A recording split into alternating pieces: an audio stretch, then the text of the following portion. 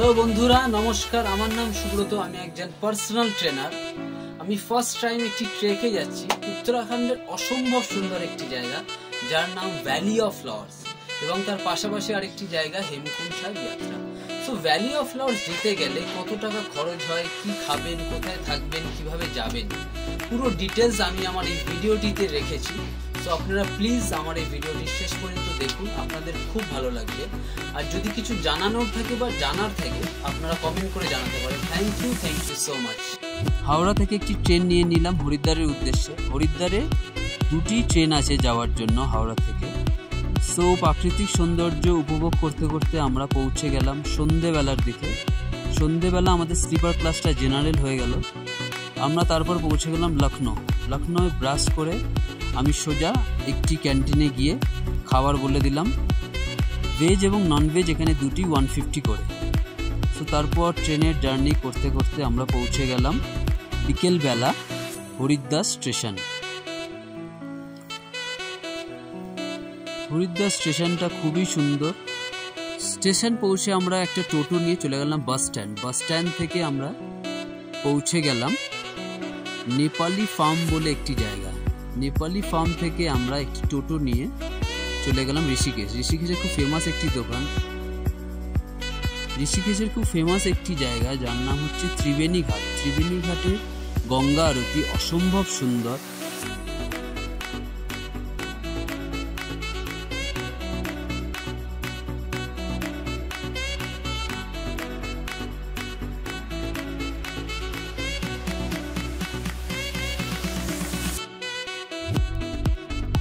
গঙ্গা আরতি শেষ করে আমরা পৌঁছে গেলাম হোটেলে। ওখানে হোটেল 1000 টাকার মধ্যে আপনি খুব ভালো হোটেল পেয়ে যাবেন।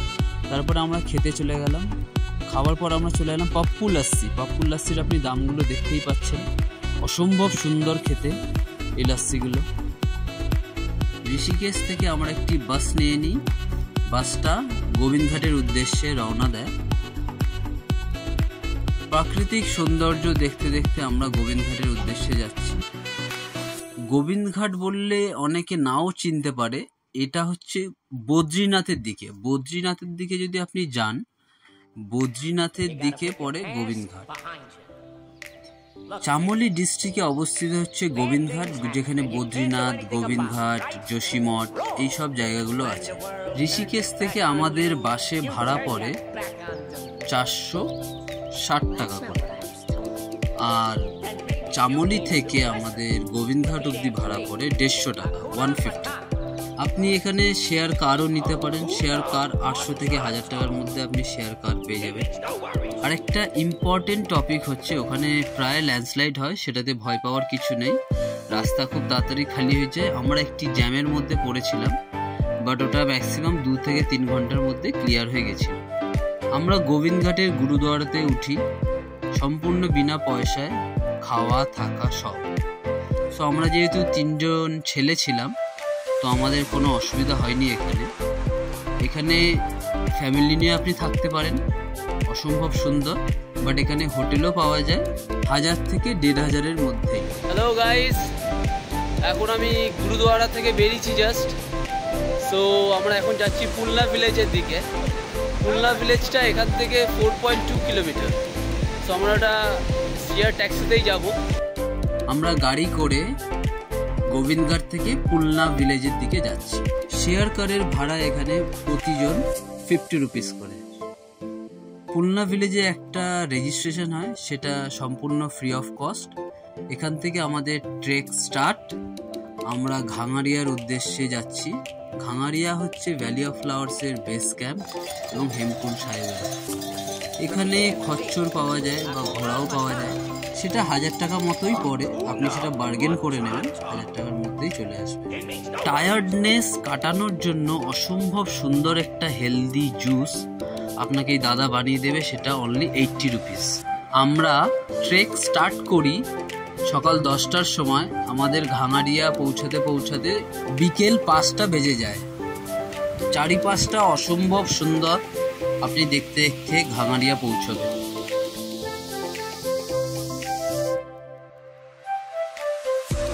ভাঙাড়িয়ায় জিনিসপত্র এবং খাবারের দাম একটু বেশি। পুলনা ভিলেজ থেকে ঘাঙারিয়া বেস ক্যাম্প পৌঁছানোর জন্য হেলিকপ্টার আছে এখানে। হেলিকপ্টার পার পার্সন পড়ে 3500 টাকা। ঘাঙারিয়ায় hotel cost max to max 1500 টাকা। আমরা গুরুদুয়ারাতে ছিলাম তাই সেটা কোনো কস্ট লাগেনি। আমরা নেক্সট ডে স্টার্ট করি ফুলকা ঘাটি, means valley of flowers trek. এই ভ্যালি অফ ফ্লাওয়ার্সের এন্ট্রি ফি লাগে একটা, সেটা হচ্ছে 200 টাকা পার পারসন। আপনাকে সকাল 7টা থেকে 12টার মধ্যে ঢুকতে হবে, আর ওখান থেকে ফেরার টাইমিং হচ্ছে 2টোর থেকে আপনাকে রওনা দিতে হবে। 4:30-5টার মধ্যে আপনি গেটের সামনে চলে আসবেন, বিকজ ওখানে নাকি ভাল্লুক বেরোয়, তার জন্য ওরা রিস্ক একদমই নেয় না, ওরা ফিরে আসতে বলে, আর ওরা 4টের পর থেকে ফোন করতে থাকে। সো আপনারা সেটা একবার চেক করে নেবেন যে আপনারা যেই নাম্বারটা ওখানে দিচ্ছেন সেটা যেন টাওয়ার থাকে। জিও কানেকশন খুব ভালো ওখানে, ভোডাফোনের কানেকশন একদম নেই, এয়ারটেলে খুব সামান্য নেটওয়ার্ক থাকে। আকাশটা আমরা অসম্ভব সুন্দর পেয়েছিলাম, তার জন্য ট্রেক করতে আরও বেশি ভালো লাগছিল। আপনি যদি পুলনা ভিলেজ থেকে ঘাঙারিয়া হেঁটে আসেন তাহলে ভ্যালি অফ ফ্লাওয়ার্সের ট্রেকটা আপনার খুব ইজি মনে হবে।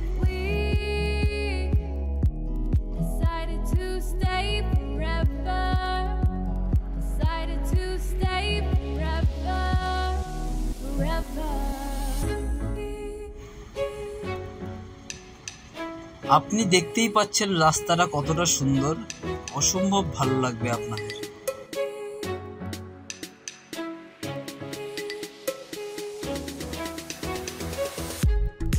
এই ভ্যালি অফ ফ্লাওয়ার্সে আয়ুর্বেদিক ওষুধের অনেক জিনিসই পাওয়া যায়। ভ্যালি অফ ফ্লাওয়ার্স ডিসকভার করেছিল একজন British mountaineer in the year of 1931, led by Frank Smythe. এই ভ্যালিটির পুরনো নাম বাইন্দার ভ্যালি। 1931-এ ফ্র্যাঙ্কে স্মিথ তার নাম চেঞ্জ করে ভ্যালি অফ ফ্লাওয়ার্স রাখেন। ইন দ্য ইয়ার অফ 1985 এটা নন্দা দেবী ন্যাশনাল পার্কের সাথে যুক্ত হয়। হেমকুন্ড সাহেবটাও নন্দা দেবী ন্যাশনাল পার্কের সাথেই যুক্ত। এই ভ্যালিটির ট্রেক ডিস্টেন্স 6 কিলোমিটার মতো, বাট ভ্যালিটি আরও বড়, আপনি অনেকটা ডিসকভার করতে পারেন। আমরা অনেকটা দূরেই চলে গেছিলাম নদীর ধার পর্যন্ত, বাট সেখানে কোনো রাস্তা নেই, আমরা চলেই যাচ্ছি, তাই আমরা আবার ফিরে এলাম, বিকজ অযথা বেশি দূরে গিয়ে কোনো লাভ নেই। এই হাঁটতে হাঁটতে আপনারা অনেকগুলো ঝর্ণা পাবেন, যেখান থেকে আপনারা আপনাদের বটলটাকে রিফিল করে নিতে পারেন। একজন ফিটনেস ট্রেনার হয়ে আপনাদের কাছে একটি সাজেশন যে আপনারা সব সময় বডিটাকে হাইড্রেটেড করে রাখবেন ট্রেকের সময়। 1939-এ এখানে একজন সায়েন্টিস্ট এসেছিল, তার মেয়ে তার এই সমাধিটা বানিয়ে যায়। ভ্যালি অফ ফ্লাওয়ার্স থেকে নামার সময় আমরাও অল্প বৃষ্টির সম্মুখীন হই। নেক্সট ডে আমরা রওনা দিই হেমকুন্ড সাহেবের উদ্দেশ্যে। যেহেতু এটা আমাদের ফার্স্ট ট্রেক, আমরা এটা কমপ্লিট করেছিলাম উইদিন 4 আওয়ার্স। আপনি এটা আপনার টাইম মতো শেষ করতে পারেন, কোনো অসুবিধা নেই তাতে, বাট আপনি ট্রাই করবেন যাতে সকাল সকাল বেরোনো, বিকজ মর্নিংয়ে বেরোলে আপনি আকাশটা অনেক ক্লিয়ার পাবেন। হেমকুন্ডের trek distance 5 to 6 kilometre, but এটা অনেকটা চড়াই, ইনক্লাইনটা অনেকটা বেশি, তাই আপনাকে অনেকটা রেস্ট নিয়ে উঠতে হবে। আপনি চেষ্টা করবেন যতটা ওয়েট কম ক্যারি করা যায় আপনার পিঠের যে ব্যাকপ্যাকটা থাকবে সেটা যেন খালি থাকে ম্যাক্সিমামটাই, কারণ এটা অনেকটা ইনক্লাইনেশন আছে, সেটা আপনাকে মাথায় রেখেই উঠতে হবে। সেম এখানেও আপনি ঘোড়া বা খচ্চর পেয়ে যাবেন, রেট 1000 থেকে 1500 ম্যাক্স টু ম্যাক্স, আপনি তাও বার্গেন করে কথা বলে নিতে পারেন। ওয়ার্ল্ডের সেকেন্ড হাইয়েস্ট গুরুদ্বারা হলো এই হেমকুন্ড সাহেব যাত্রা। আপনি এখানে গুরু গোবিন্দ সিং এর মূর্তি দর্শন করতে পারবেন।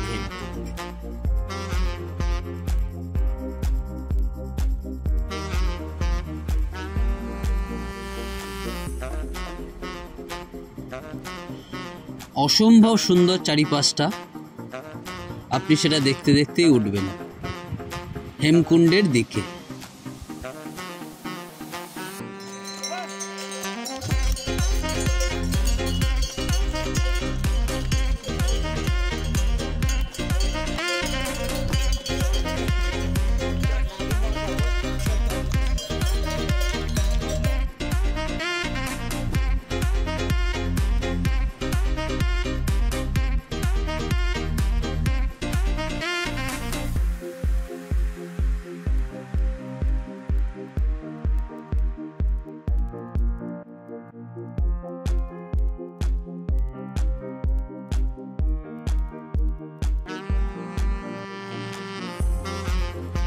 আমি যখন হেমকুণ্ড সাহেব গুরুদুয়ারাতে পৌঁছাই তখন সেখানে -1, প্রচণ্ড ঠান্ডা, আর কুয়াশায় আপনি দেখতে পাচ্ছেন পুরো স্নানের পুকুরটা কুয়াশায় ঘেরা। আপনি যদি অ্যাথলেট হন তাহলে আপনি জানবেন আইস বাথ বলে একটি জিনিস হয়, যেটাই আপনি এই পুকুরে যদি স্নান করেন আপনি ওই ফিলিংটা পাবেন। হেমকুণ্ডের ট্রেক কমপ্লিট করে আপনার নিচে নেমে আসতে ম্যাক্সিমাম 2 থেকে 2.5 ঘন্টা সময় লাগবে। এটা আমাদের ফেরার দিন। আমরা ঘাঙারিয়া থেকে পুলনা ভিলেজের দিকে নামছি। আপনি ট্রাই করবেন যতটা আর্লি মর্নিং বেরোনো যায়, বিকজ আমাদের বেরোতে 7টা বেজে গেছিলো। তাই আমরা যখন নিচে নামি 10:30 11টার দিকে আমরা খুব একটা গাড়ি পাইনি। আমাদের ব্রেক করে করে যেতে হয়েছে ঋষিকেশ।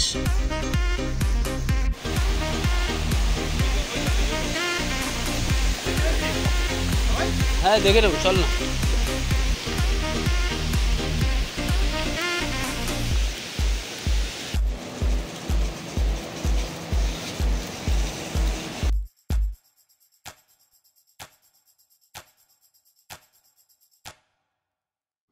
ঘাঙারিয়া থেকে পুলনা ভিলেজের দিকে নামতে গেলে আপনার অনেকটা আপ ডাউন রাস্তা পড়বে।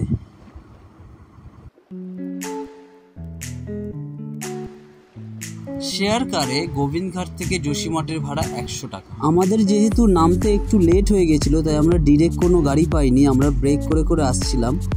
যোশীমঠ থেকে আমরা গাড়ি পাই ঋষিকেশের, সেটা 900 টাকা পার পারসন পড়ে। ফেরার দিন আমরা তেমন কোনো জ্যাম পাইনি রাস্তায়। আমাদের ড্রাইভারটা খুব ভালো ছিল শেয়ার কারের, তাই আমরা 7-8 ঘন্টায় ঋষিকেশ পৌঁছে গেছি।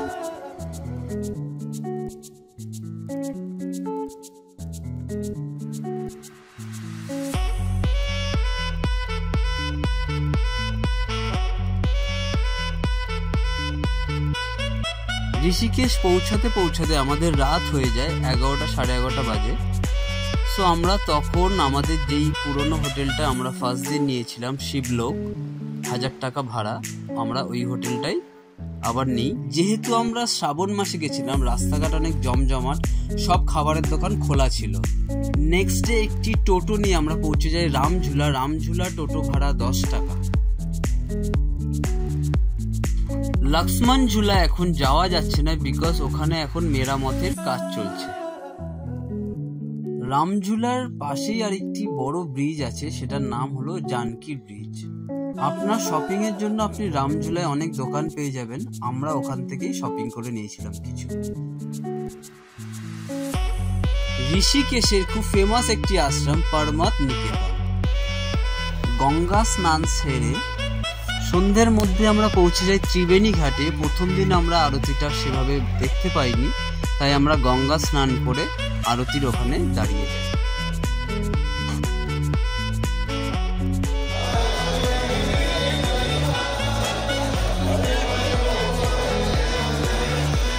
অসম্ভব সুন্দর নৃত্য পরিবেশন করেন এই শিল্পীটি।